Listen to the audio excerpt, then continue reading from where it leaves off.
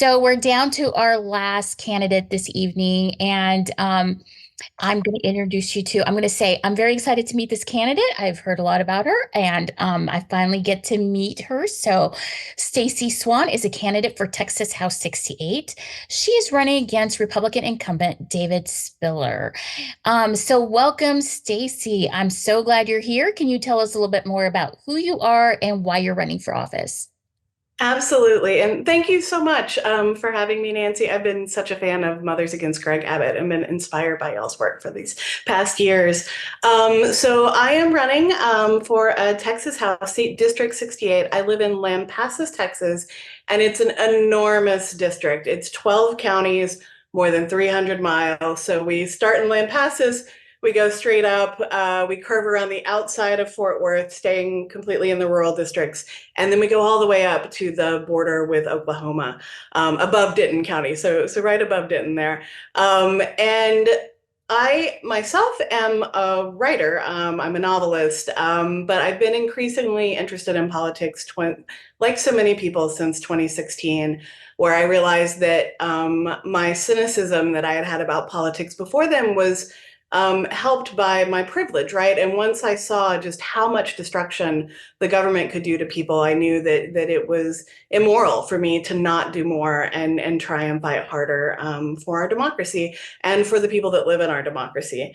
So I started out working with an activist group called Literary Women in Action. We were a lot of writers, and we did meetings at district offices and helped get the word out about legislative bills. And it just introduced me to a new world and made me feel comfortable kind of entering it in a larger way. Um, why I decided to run specifically for this race is I went into the ballot, I went in to vote in 2022, and my Texas House race wasn't even on the ballot. And I know some of the other Democrats here, Joe and Denise, are probably familiar with this as well. We have this horrible kind of part of a law in Texas that certain races, not all races, but Texas House races are included in these. If they're unopposed, the election is canceled and it doesn't appear on the ballot at all. And I didn't know that because previously Lampasas County was in with part of Bell County. So we always had a Democrat on the ballot, even though the Republicans were winning most often. Dobbs had just happened. And so Roe v. Wade had just been reversed. And I go in to vote, and the people that are kind of most responsible for our reproductive rights laws in Texas, the Texas House, that race isn't even on the ballot. And it felt so disenfranchising to not even be able to look at his name and not vote for him and be like, well, at least they know in the undercount that I am not supporting this person.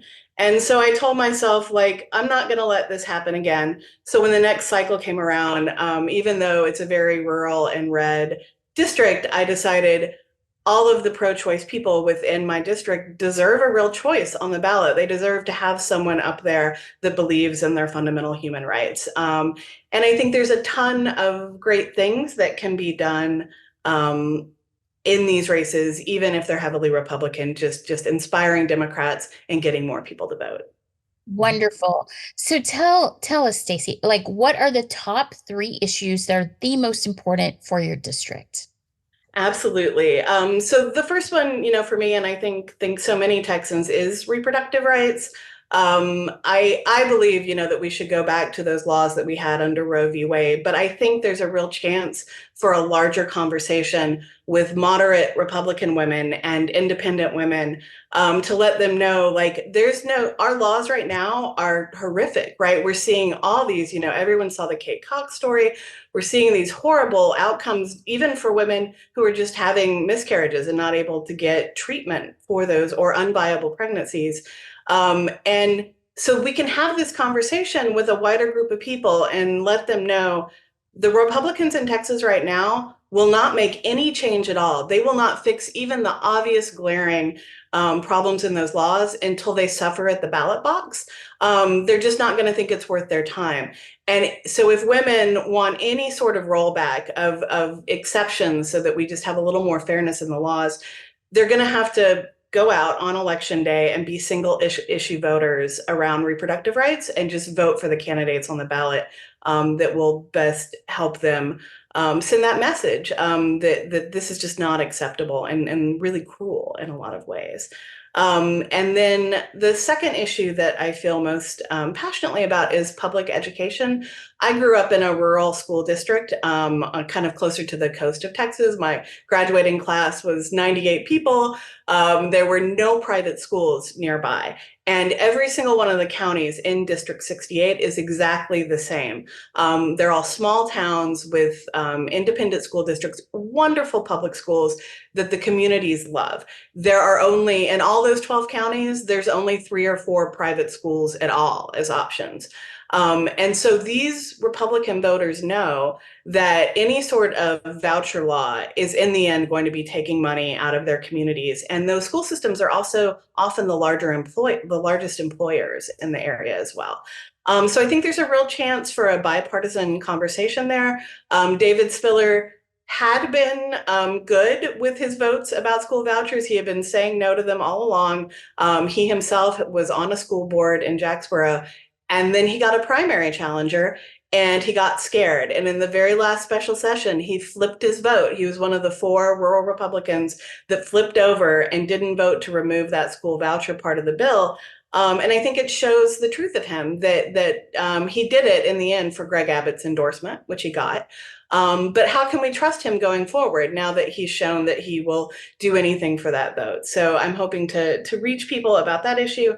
And then my last issue is about cost of living and affordability.